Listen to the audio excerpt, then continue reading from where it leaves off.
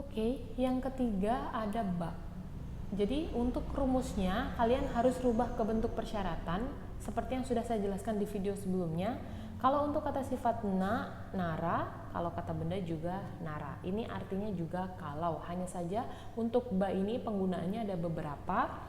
Yang pertama, ba ini harus menunjukkan hubungan syarat dengan kejadian secara umum dan logis, bukan pengandaian lagi ya. Jadi bukan pengandaian di setiap kasusnya. Jadi tidak melulu tentang pengandaian aja. Misalnya kalimat pertama yang kalian buat ini adalah menunjukkan atau menyatakan syarat yang terjadi, ya. Lalu kalimat keduanya nanti ini terjadi secara umum dan logis. Biasanya ini kebiasaan umum atau berupa teori-teori gitu sih. Kayak misalnya gini, doryoku sureba kanarazu dekiru yo. Kalau kita melakukannya dengan sungguh-sungguh, ya pasti bisa gitu. Ya secara umumnya kebiasaan secara umum dan logis yang terjadi kan seperti itu. Kalau kita melakukannya dengan doryoku, dengan bersungguh-sungguh, dengan serius, pasti bisa gitu. Contohnya seperti itu. Atau misalnya oishikute yasukereba kanarazu uremasu. Kalau murah dan enak pasti terjual. Gitu.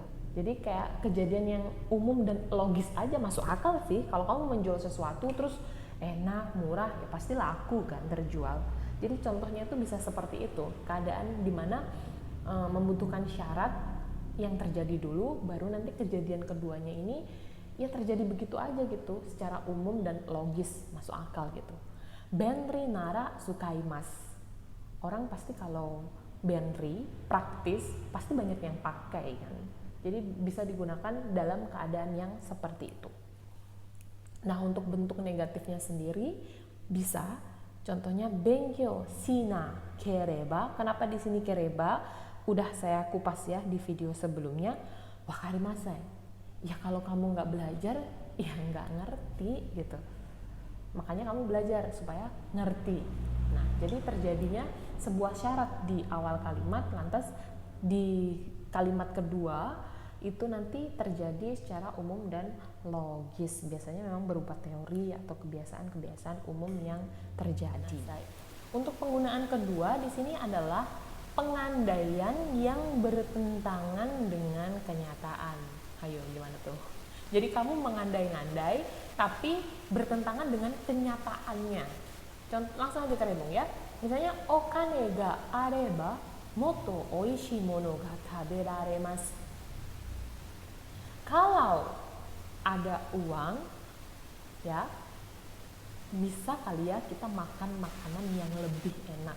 Itu pengandaiannya. Dimana pada kenyataannya ya karena nggak ada uang, jadi kayak nggak bisa makan makanan yang lebih enak gitu.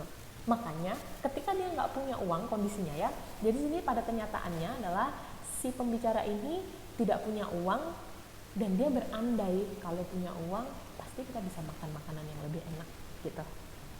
Paham ya sampai di sini? Atau misalnya kenyataannya nih, dia kenyataannya jomblo, nggak punya pacar, terus dia berandai-andai. Koibito ga ireba doyobi no yoru mo tanoshi desho.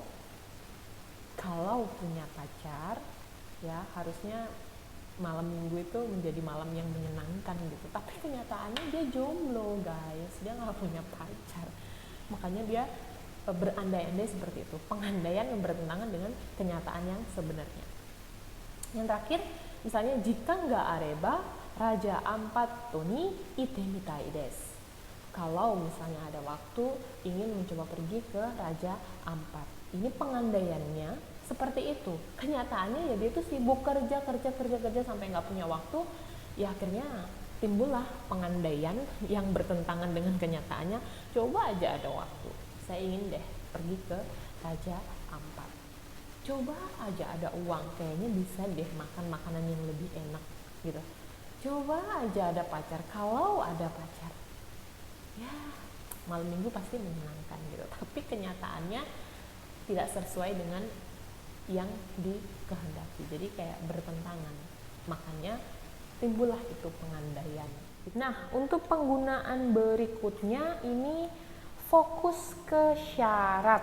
Jadi ini misalnya di sini ada percakapan antara A dan B, ya, ada orang A, si A ini sebagai penanya di mana dia menanyakan bagaimana cara. Lalu nanti si B ini menjawab, memberikan solusi dengan menggunakan bumpo ba ini sebagai bentuk persyaratannya. Misalnya gini, kita maksudnya fokus ke syarat itu maksudnya gini. Misalnya si A nanya ya, "Do sureba nihongo ga hanaseru you ni narimasu ka?"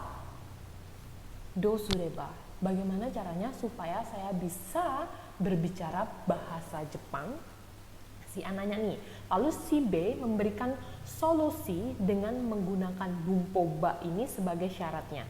Solusinya adalah mainichi nihonjin to communication shite ireba sugu ni hanaseru you ni narimasu.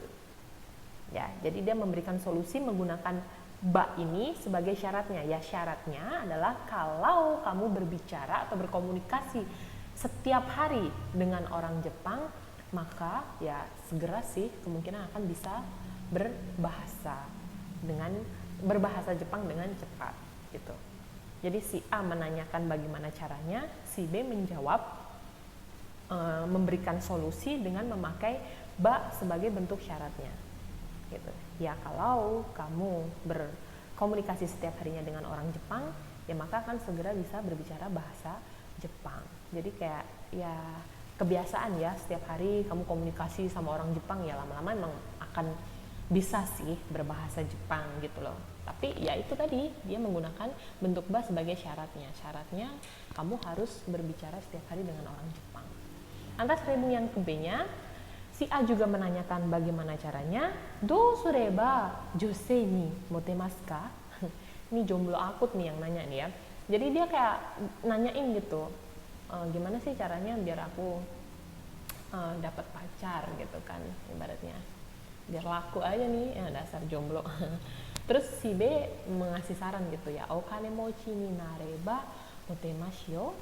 Jadi pakai ba di sini sebagai syarat, ya syaratnya kamu kalau menjadi orang kaya ya pastilah banyak dilirik, pasti banyak ditaksir sama cewek-cewek gitu.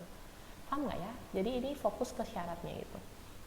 Jadi biasanya ada percakapan yang seperti ini supaya penggunaan ini bisa terjadi, bisa digunakan gitu. Kondisinya seperti ini.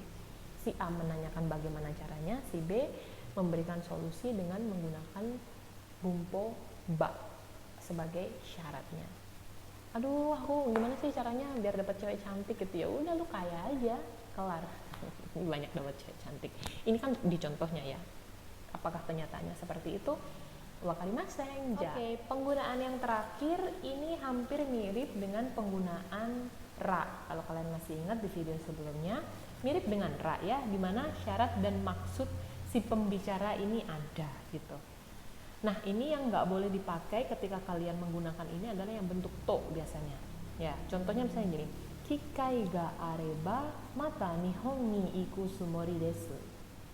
Kalau ada kesempatan, ingin bermaksud sekali lagi ingin pergi ke Jepang.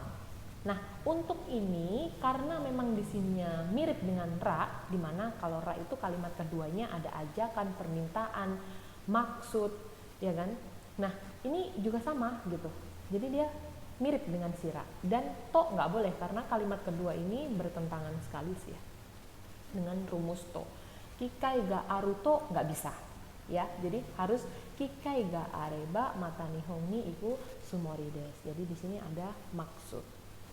Kalau ada kesempatan, syaratnya kalau ada kesempatan ingin sekali lagi bermaksud pergi ke Jepang. Ini boleh.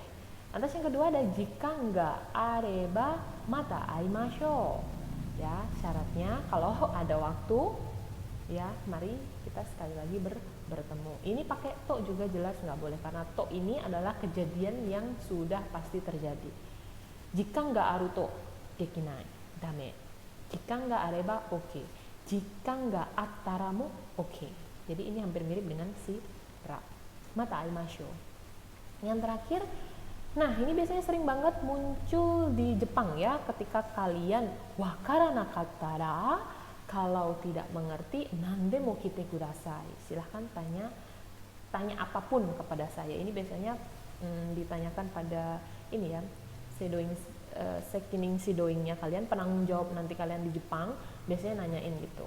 Moshine wakarana katara nande mo kite kudasai. Silahkan lo bertanya kalau tidak tahu, kalau tidak mengerti silahkan bertanya apapun gitu.